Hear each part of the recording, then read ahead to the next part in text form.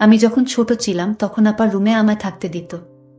আপা আমায় প্রতি রাতে গল্প শোনাতো, কিন্তু আমার বয়স যখন 14 তখন আমি ক্লাস 10-এ পড়তাম। তারপর পর থেকে আমার আপা আমায় তার রুমে থাকতে দিত না। আপা বলতো, তোর এখন বয়স হয়েছে, তুই তোর রুমে ঘুমা। আমার তখন কিছুই ভালো লাগতো না। একদিন আমি সন্ধ্যা হতেই আপার রুমের কাঠের নিচে শুয়ে রইলাম। রাত যখন গভীর হলো, আপা তখন ঘুমে বিভোর। আর এই সুযোগে আমি তাহলে মূল ঘটনাটি বলি। এটি আমার জীবনের একটি সত্য ঘটনা। আমরা 3 ভাই বোন। আমি সবার ছোট। ভাইয়া আর আপার সাথে আমার বয়সের পার্থক্য প্রায় 14 ও 13 বছরের। ছোট বলে সবার খুব আদরেরও ছিলাম আমি। ভাইয়া আর আপার খুব বেশি ভালোবাসা পেয়েছি আমি। বাবা একটা সরকারি কলেজে ইংরেজি পড়াতেন। ভালোই নামডাক ছিল তার। বাবার চাকরির সুবাদেই শহরে আসা তার। আমার মা একজন গৃহিণী।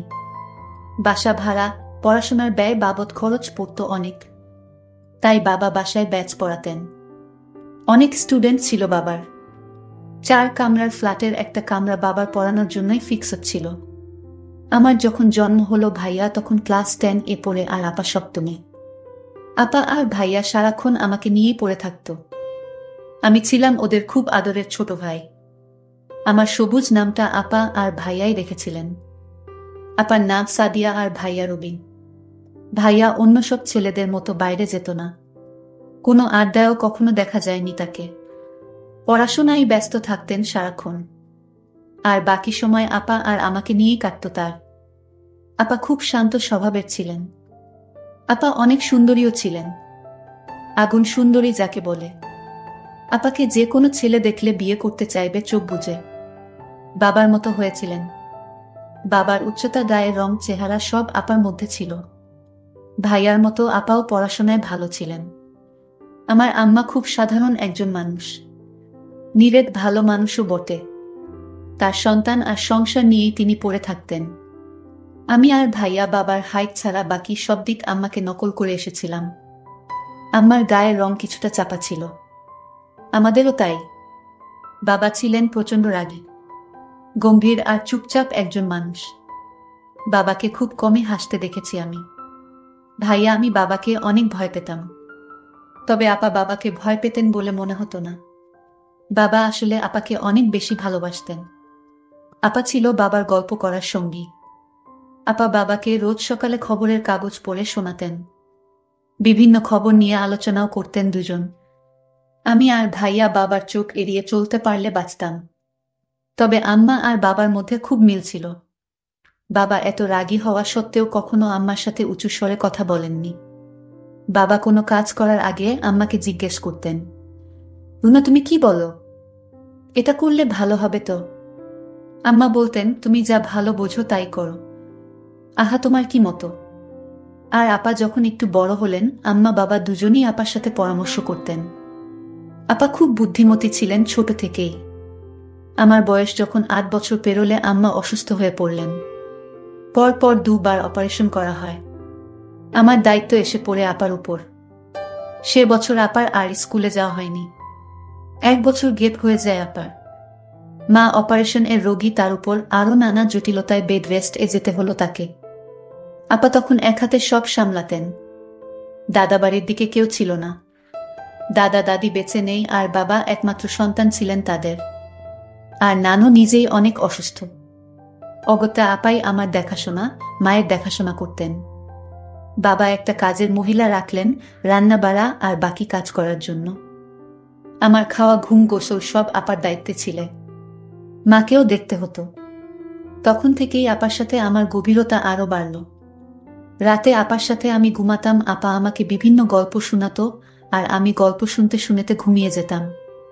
আপার হাতে ছাড়া ভাত খেতাম না। সারাক্ষণ আপার সাথেই থাকতাম। আপা আমার বিন্দুমাত্র অযত্ন করেনি। মায়ের পুরোপুরি সুস্থ হতে 1.5 বছর লেগেছিল। আমি ততদিনে আপার ভক্ত হয়ে গেছি। আপাকে ছাড়া ঘুম, খাওয়া দাওয়া, গোসল কিছুই হতো না আমার। মা সুস্থ হওয়ার পরও আমি আর মায়ের সাথে ঘুমাতে যাইনি। আপা স্কুলে চলে গেলে বারান্দায় দাঁড়িয়ে থাকতাম। কখন আপা আসবে সে অপেক্ষায়। মা আমাকে গোসলের জন্য নিতে পারতেন না। মায়ের হাতে খেতামও না। মাঝে মাঝে ভাইয়া বুঝিয়ে খাওয়াতেন। মায়ের অসুস্থতা মায়ের সাথে আমার দূরত্ব বাড়িয়ে দিয়েছিল অনেকটা। আপাও আমাকে ছাড়া বেশিক্ষণ থাকতে পারতেন না। স্কুল ছাড়া কোথাও যেতেনও না। আমাকে ছাড়া আপা কোনোদিন খেত না। আমি না ঘুমালে আপাও ঘুমাতো না। আমার মাথার চুলগুলো ছোটবেলা থেকেই সুন্দর ছিল। আপা খুব যত্ন করতেন আমার চুলের। আমাকে খাওয়ানো শেষ করে তবে আপা খেতেন। আপা তার হাত খরচ আর টিফিনের টাকা জমিয়ে রাখতেন। সে টাকা দিয়ে আমার জন্য জিনিসপত্র কিনতেন। আপা নিজে সাজতেন না কখনো, কিন্তু আমাকে সাজাতেন। আমি খুব চঞ্চল ছিলাম। সারাক্ষণ ছুটাছুটি করতাম, জিনিসপত্র নষ্ট করতাম। আপার জন্য আমাকে কেউ কিছু বলতে ও পারত না। আপা পাশে না থাকলে ঘুমাতাম না বলে আপা আমাকে ঘুম পাড়িয়ে রাত জেগে পড়তেন। আমাকে আপা রোজ একটা করে গল্প বলতেন। বলতেই হতো, তা না হলে জেদ ধরতাম ঘুমাবো না। আপার কাছে রোজ আবদার করতাম যতীন্দ্র মোহন বাগচির কাজলা দিদি কবিতা শোনানোর জন্য। কেন জানি খুব ভালো লাগতো, আবার কষ্ট হতো। বাবাকে ভয়টা খুব বেশিই পেতাম। বাবা যখন ছাত্রদের পড়াতেন তখন দরজার পাশে গিয়ে দাঁড়িয়ে থাকতাম। কখনো বাবার সাথে চোখাচোখি হয়ে গেলে দিতাম ভু করে দৌড়। পড়াশোনার হাতেখড়ি আপার হাতেই। একটু যখন বড় হলাম, স্কুলে ভর্তি হলাম, বাবা মাঝে মাঝে বলতেন তার কাছে বই খাতা নিয়ে যেতে। বাবা তার কাছে যেতে বললেই পেটে ব্যথার অজুহাতে শুয়ে থাকতাম। সেটাতে অনেক সময় কাজ হতো না। বাবা যখন পড়া ধরতেন আমার জানা পড়াগুলোও ভুলে যেতাম আর ভ্যা ভ্যা করে কেঁদে দিতাম। আপা ছুটে এসে বাবাকে বলতেন, তুমি আবার ওকে বকেছ? বাবা বলতেন, আমি তো কিছুই বলিনি, ও এমনিতেই কাঁদছে। আপা আমাকে সেখান থেকে উঠিয়ে নিয়ে যেতেন আর বাবাকে বলতেন, থাক, তোমার আর ওকে পড়িয়ে কাজ নেই। যেদিন উক্ত ঘটনা ঘটত সেদিন রাতে আর ডাইনিং টেবিলে খেতে যেতাম না। ঘুমের ভান ধরে শুয়ে থাকতাম। আপা তখন রুমে এসে আমাকে শুনিয়ে শুনিয়ে বলতেন, আজকে ডাইনি বুড়ির নতুন একটা গল্প বলবো ভেবেছিলাম। কি আর করা, সবুজ তো ঘুমিয়ে গেছে। আমি তৎক্ষণাৎ উঠে বসে বলতাম, আপা বলো গল্পটা। আমি ঘুমাইনি। আমার কাণ্ড দেখে আপা হেসে গড়াগড়ি খেতেন। বাবা বা আম্মা কেউই কখনো আপার কথার বাইরে যায়নি। বাবা দেখতাম সব সিদ্ধান্ত নেওয়ার আগে আপার সাথে আলোচনা করতেন। আম্মাও তাই। আমি মোটেও আপা আর ভাইয়ার মতো হইনি। পড়াশোনার কাজ দিয়েও যেতাম না। সারাক্ষণ দুষ্টুমিতে ব্যস্ত ছিলাম। আপা টুকটাক পড়াতেন। একটু পরেই উঠে যেতাম। বই ছিঁড়ে কুটি কুটি করা ছিল আমার একটা অভ্যাস। পড়ার চেয়ে বেশি বইই ছিঁড়েছি আমি। ভাইয়া ততদিনে মেডিকেল এ চান্স পেয়ে চলে গেছেন অন্য শহরে। আপা বাবার কলেজেই পড়তেন। আমাদের বাসা থেকে খুব একটা দূরে ছিল না কলেজ। আমি বিকেলে বন্ধুদের সাথে গল্প করে বাড়িতে এসে দেখলাম আপা, আম্মা, বাবা সবাই চুপচাপ। বাবা প্রচন্ড রেগে আছেন, বোঝাই যাচ্ছে। আম্মা বারবার আঁচলে চোখ মুছছেন। আপাকে আস্তে করে জিজ্ঞেস করলাম, কি হয়েছে আপা? আম্মা কাঁদছেন কেন? আপা বললেন, তুই হাত মুখ ধুয়ে পড়তে বস। বড়দের কথার মধ্যে থাকতে হয় না বলেছি না? যা তুই। আপা আসছি। আপার কথা মতো রুমে চলে আসি। তবে একটু পর পর উকি দিচ্ছিলাম কি হয়েছে জানার জন্য। বুঝলাম না কিছুই। শুধু বাবাকে বলতে শুনলাম, এ বাসায় ওর নাম আর তুলবে না। ওর সাথে কেউ যোগাযোগ রাখবে না। ও যেন এদিকের পথও না মারায়। বাবা কার কথা বলেছেন বুঝতে পারিনি। তবে এরপর থেকে দেখতাম ভাইয়া আর আসতেন না। আম্মা আর আপা বাবাকে লুকিয়ে ভাইয়ার সাথে কথা বলতেন। আমাকে নিষেধ করতেন ভাইয়ার সাথে কথা হয়েছে সেটা বাবাকে না বলার জন্য।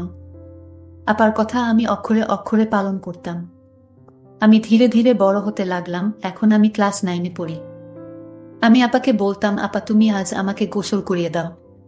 আপা বলল, দেখ সবুজ, তুই এখন বড় হয়েছিস, এখন তুই নিজেই গোসল করতে পারবি।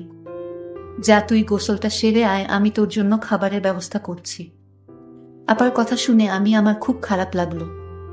আমি বলেছি, আপা আমি গোসল করব না, ভাতও খাইব না। আপা বলছিল, কেন, কি হয়েছে? তুমি জানো না কি হয়েছে? ইদানিং দেখছি তুমি আমায় আগের মতো স্নেহ করো না। গোসল করিয়ে তারপর আমাকে নিয়ে ভাত খেতে বসতা, আর এখন কিছুই করো না। আমাকে তুমি দিন দিন দূরে ঠেলে দিচ্ছ কেন আপা? আমার যে তোমায় ছাড়া কিছুই ভালো লাগে না। আপা বলল, তুই বড় হয়েছিস, এখন তুই নিজে নিজে সব শিখে নে। 2 দিন পর তো আমি বাড়ি চলে গেলে তখন তোর গোসল খাওয়া দাওয়া তোর করতে হবে। আমি আপুর কথা শুনে আপাকে বললাম, আমি তোমাকে কোনোদিন বাড়ি যেতে দিব না। আমাকে ছেড়ে চলে গেলে আমি কিন্তু মরে যাব বলে দিলাম। আমি এসব বলতে বলতে কান্না করতে লাগলাম। আপা বলল, ঠিক আছে, কান্না করিস না, চল তোকে গোসল করিয়ে দেই। আপা যখন আমায় গোসল করিয়ে দিচ্ছিল তখন আমার কেমন জানি লাগছিল। আমার শরীরটা ঘামতে শুরু করলো।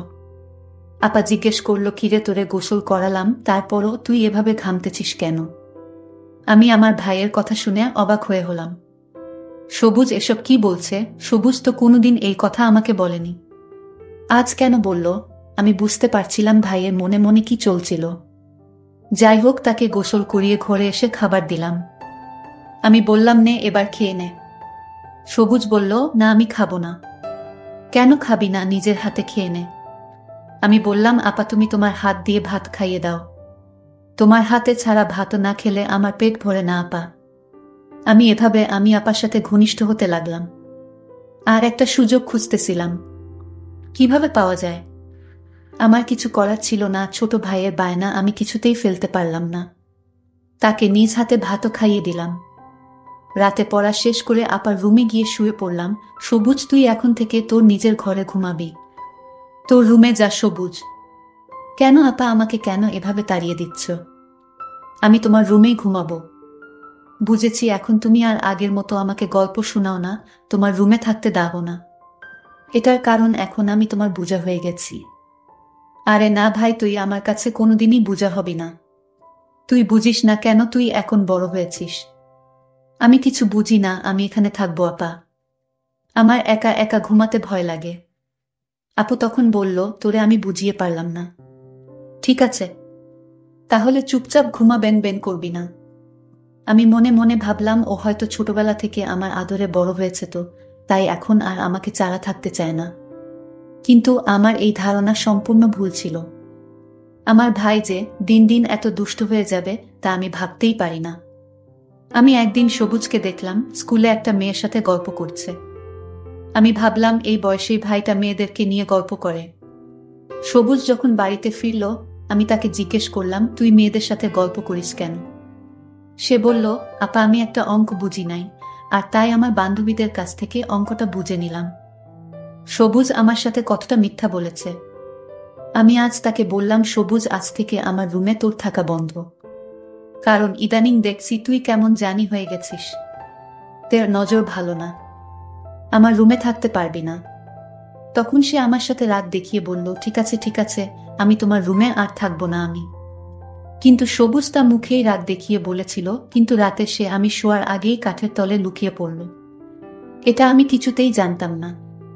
আমি সবুজকে খুঁজতে লাগলাম, সবুজ তুই কই গেলি? সবুজের রুমে গিয়ে দেখলাম সবুজ নেই। সবুজ তো আমার ঘরের কাঠের নিচে শুয়ে রইল। তা আমি দেখিনি। আমি মাকে জিজ্ঞেস করলাম, মা সবুজ কোথায়? মা বলল, সবুজ তো আজ তো বলে গেল তোর ফুফুর বাড়িতে যাবে, আজ আসবে না।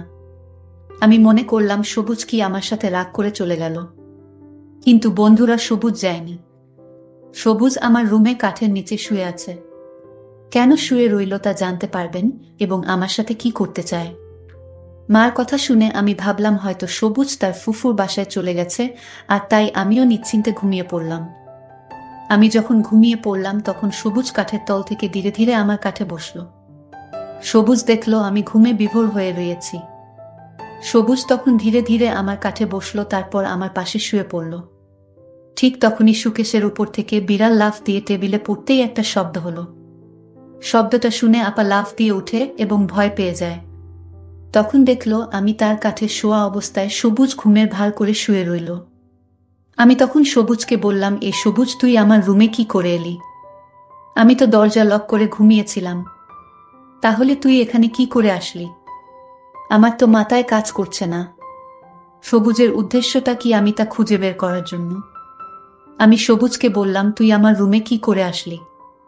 সে তখন বলল, আপা তুমি যখন বলেছিলে আজ থেকে আর আমাকে তোমার রুমে থাকতে দিবে না, তখন আমি বুদ্ধি করে আমি তোমার কাঠের নিচে আগে থেকেই শুয়েছিলাম। কারণ তোমার রুম আমায় জাদু করে ফেলেছে। তোমার এই রুমটা ছাড়া আমার ঘুম আসে না। এসব বাজে কথা রেখে যা ঘুমাতে, যা তোর রুমে। আমি বললাম ঠিক আছে। আমার আপার প্রতি এক অন্যরকম অনুভূতি সৃষ্টি হলো। আপাকে চাই। পরের দিন আমি ভাবলাম আজ আমার যে করে হোক আপার রুমে থাকতেই হবে, আর আমার হিসাবটা সেরে নিতে হবে। আমি আজ সন্ধ্যা হতেই আপার রুমে আগে থেকেই আলমারির পিছনে লুকিয়ে পড়লাম, কারণ এখন আর আপা আমায় তার রুমে থাকতে দেয় না, বলে আমি নাকি বড় হয়ে গেছে তাই। আপা তখন খাওয়া দাওয়া শেষ করে আপার রুমে ঘুমাতে এলো। রাত যখন গভীর হলো, আপা যখন ঘুমিয়ে পড়ল, আমি আলমারির পিছন থেকে আস্তে করে বেরিয়ে আসলাম। আমি ধীরে ধীরে আপুর কাছে গিয়ে শুয়ে পড়লাম। আপু তখন গভীর ঘুম ঘুমাচ্ছে। এর মধ্যেই হঠাৎ আমি লক্ষ্য করলাম রুমে জানালা দিয়ে একটি ছেলে পিস্তল হাতে নিয়ে জানালাটা এক ধাক্কায় ভেঙে দিল। তার হাতে এত শক্তি ছিল। আমি তখন ঘুমের ভান করে শুয়েছিলাম আপুর পাশে। ছেলেটি এসেই আপুকে আঘাত করবে এই মুহূর্তেই আমি তার পিস্তলটা হাতে ধরে ফেলি। তখন ছেলেটি আমায় এক ধাক্কা মারল, আমি আপার উপরে পড়ে গেলাম। আপা তখন জেগে গেল। ছেলেটি আমাকে তুলে একটা থাপ্পড় মেরে দেয়ালে ফেলে দিল। আমি তখন একটা পাথরের বল দিয়ে ছেলেটি মাথায় আঘাত করলাম। ছেলেটি তখন দৌড়ে পালিয়ে গেল। ছেলেটি আপার ক্ষতি করতে চেয়েছিল, কিন্তু ভাই হিসেবে আমি আপাকে ছেলেটির হাত থেকে রক্ষা করলাম। আমি মাথায় একটু আঘাত পেলাম। আপা তখন বলল, এটা কেমন করে হলো? আর তুই আজও আমার রুমে? আপা তুমি আমাকে অযথা সন্দেহ করছো। আমি তোমার ঘরে কেন থাকতে চাইতাম জানো? তোমাকে পাহারা দেওয়ার জন্য। আর তুমি আমায় ভুল বুঝতে, কিন্তু আমি জানতাম তোমার উপর এমন হামলা হবে। আর তাই তোমাকে রক্ষা করতে তুমি জায়গা না দেওয়া সত্ত্বেও আমি লুকিয়ে তোমার রুমে থাকতাম। তার একটাই কারণ, আমি তোমার ক্ষতি হতে দিব না। তোমার যদি আজ কিছু একটা হয়ে যেত তাহলে আমিও মরে যেতাম, কারণ মায়ের আদর দিয়ে তুমি আমায় বড় করে তুলেছে। আমি তোমাকে ছাড়া কেমন করে থাকি? আপা তখন আমাকে জড়িয়ে ধরে কান্না শুরু করলো আর বলতে লাগলো, তুই আমায় এত ভালোবাসিস, আজ তোর নিজের জীবন বাজি রেখে নিজের বোনকে বাঁচাইলি। আমি হাও মাও করে কান্না করে বললাম, আপা আমি তোকে কিছুতেই হারাতে দিব না। যেদিন ওই ছেলেটি আমাকে হুমকি দিয়ে বলেছিল তোর বোনকে বিয়ের প্রস্তাব দিয়েছিলাম, আর তাই তোর বোন আমাকে থাপ্পড় মেরেছিল, এর প্রতিশোধ আমি তোর বাড়িতে গিয়েই নিব। আর তখন থেকেই আমি তোমার রুমে থাকতে চেয়েছি, কারণ আমি জানতাম ওই ছেলেটি যে কোনো সময় রুমে এসে তোমার ক্ষতি করতে পারে। আর তাই তোমাকে পাহারা দেওয়ার জন্যই আমি তোমার রুমে তোমার বিনা অনুমতিতে থাকতে চেয়েছি। আপা গর্ব বলল, প্রতিটা ঘরে ঘরে যেন তোর মতো ভাইয়ের জন্ম হয়। বন্ধুরা, আজকের গল্পটি কেমন লাগলো তা অবশ্যই কমেন্ট করে জানাবেন। আর এরকম নতুন নতুন ভিডিও পেতে আমার চ্যানেলটি সাবস্ক্রাইব করে পাশে থাকবেন। ধন্যবাদ।